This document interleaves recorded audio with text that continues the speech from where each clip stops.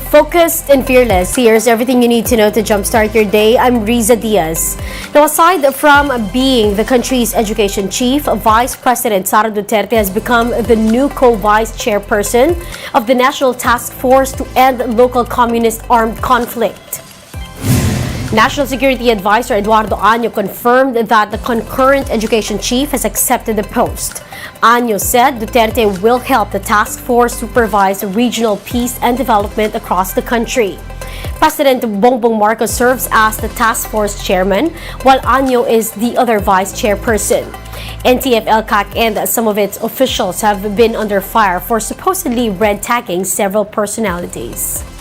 Ang kanyang mga experiences ay magagamit niya para ma-share at yung mga best practices na po pwede magamit ng iba't ibang mga ahensya na involved dito sa NTF-ELCAC. Her unstinting commitment in the cause of the NTF-ELCAC will undoubtedly be very valuable to the task force, and we thank her for accepting the challenge. President Marcos urged ASEAN member states to take decisive actions on geopolitical issues in the region. Marcos said this during the ASEAN leaders' interface with the high-level task force on the ASEAN community's post-2025 vision. The president says the member states should also take responsive actions when dealing with issues faced by the region. Ahead of that, Marcos also made an opening speech during the plenary session where he stressed the importance of upholding international law in the region. The president has earlier mentioned that he will continue to push for the creation of a code of conduct in the South China Sea to resolve long-standing disputes with China. Marcos also held bilateral talks with leaders of Laos and Vietnam. It is imperative that we be decisive. It is imperative that we be responsive. Today, ASEAN faces a complex geopolitical environment which includes rivalries amongst great powers, climate change, technological disruptions, amongst others. ASEAN itself is not immune to its own challenges as we continue to navigate through our differences in the region towards a general consensus of action. The Justice Department is eyeing to request the cancellation of the passport of suspended Congressman Arnie Teves to prevent him from flying to another country. Teves is currently in Timor-Leste, where his asylum application has been denied.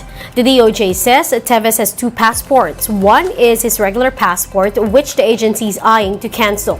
The other is his diplomatic passport, which Secretary Boying Rimulya says Teves should not be using because he is suspended.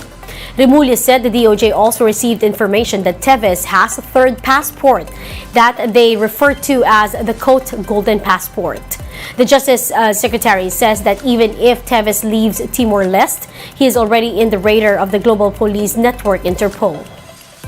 They cannot keep his whereabouts secret anymore, since there is already an Interpol notice about his movements. What's happening now is that we are informed of his movements by all jurisdictions. House Speaker Martin Romualdez also renewed calls for Teves to return to the Philippines and face the music. Romualdez assures the suspended lawmaker that he will be protected when he arrives. The House Speaker warns that if Teves continues to defy the return to work order after his 60-day suspension, the lower house will impose another possible disciplinary action against him. We'll be back with more stories after the break. Keep it here on One News.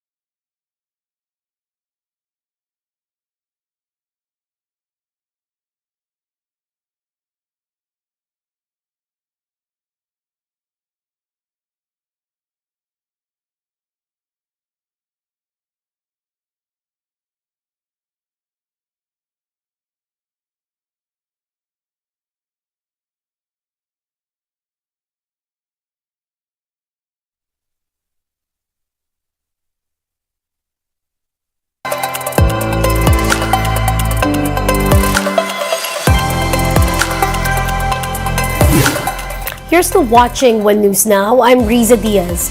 PDEA officials are on the lookout for a new kind of illegal party drug that's on the rise in some countries in Southeast Asia. The new drug is called the Happy Water, a powderized drug that is a combination of different substances like shabu, ecstasy, and cocaine. It's usually dissolved in cocktails and are reportedly already available in countries like Thailand and Myanmar.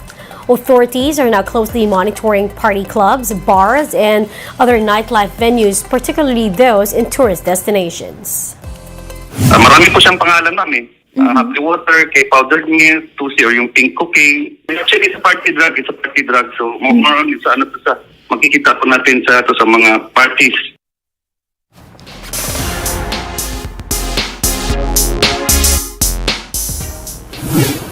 Filipino athletes continue to capture medals for the Philippines at the 32nd Southeast Asian Games. Gilas Pilipinas women opened their three-peat bid with a 114-54 win over host country Cambodia. The Philippines is next scheduled to clash with Singapore later today. Nesty Petesio and her brother Norlan punched tickets to their respective final matches. Nesty outshone Cambodia in the women's featherweight class. Joseph Arcilla made history as he brings home the country's first ever gold in men's soft tennis singles. Cebol's Valorant team bagged the bronze medal after sweeping Vietnam with ease in the medal match. Now, as of 5 in the morning, the Philippines is on the 6th spot in the SEA Games medal tally. Vietnam is leading with 50 gold medals, followed by Cambodia, Thailand, Indonesia, and Singapore.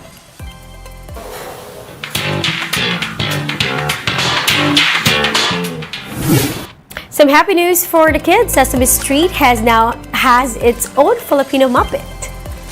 Meet TJ, the Pinoy Muppet who recently made his debut on the beloved kids show. TJ joined Grover, Korean-American Muppet Jae Young, and actor Kal Pan in a segment where he discussed learning Tagalog. Now, film animation director Bobby Pontillas expressed his joy in creating TJ, saying that the Muppet character was actually based on his childhood friends. And that's it for this hour. Join us again at 7:45 in the morning as we continue to monitor the day's biggest stories. I'm Riza Diaz. We are One News. All sides, all the time.